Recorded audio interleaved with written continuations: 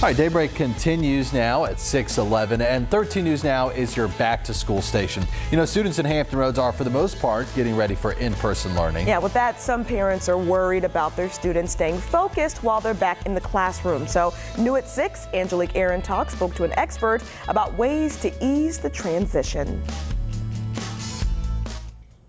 Noel Torres is a parent of 2 in the Norfolk Public Schools system. His eldest son, 12-year-old Rob, is entering 7th grade. Once that rigor returns, that academic rigor, it may be harder for him to pay attention, because he's had it easy for a year and a half. And his youngest son, 10-year-old Alex, is going into the 4th grade. He's also a student with special needs, learning with an IEP or individualized education program at school. He's going to have to learn to be away from his dad again. He's going to have to learn to take instructions and orders from teacher, on how to be quiet and sit down and pay attention, and to raise your hand when you don't understand things. Torres is also concerned about long-term effects of all the virtual learning, not only on his kids, but other students too. He says things may have easily fallen through the cracks in the last year and a half. If we can support each other, we can really get through it.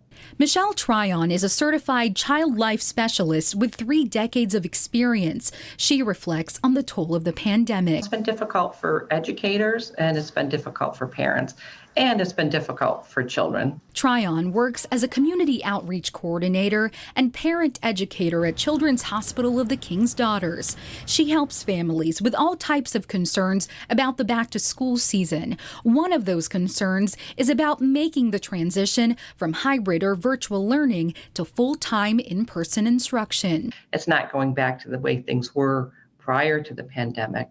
But really preparing them and getting them ready for that transition can do a lot to reassure them. Tryon says it's important to have empathy for students and teach them ways to cope, like taking deep breaths or counting to 10. So as you're counting, giving yourself some positive messages. She also suggests developing a rhythm to the day, but nothing too rigid. So I asked Torres what he's doing between now and the first day of school to develop a routine with his sons. I'm trying to dial them back into regular bedtimes again and waking up at a certain time again. That's been a staple as long as they've been in school. But for my youngest son, I hired a private tutor to kind of help him get ready for next year's stuff. Back at CHKD, Tryon hopes that hands-on teaching and learning will be a priority in classrooms. She believes that having grace, as well as keeping up healthy relationships inside and outside the classroom, can go a long way to comfort students. If they're safe and they're secure and feeling cared about, then it just opens up the brain to learning. The survival part of the brain can just relax, and they can begin to, really take in the lessons. This is challenging, but we can get through it. For 13 News Now, I'm Angelique Arentalk. CHKD also has a children's health resource blog. Specialist Michelle Tryon has a couple posts up specifically to prep your child for the return to the classroom this year. You can find the link for that under the Back to School tab on 13newsnow.com.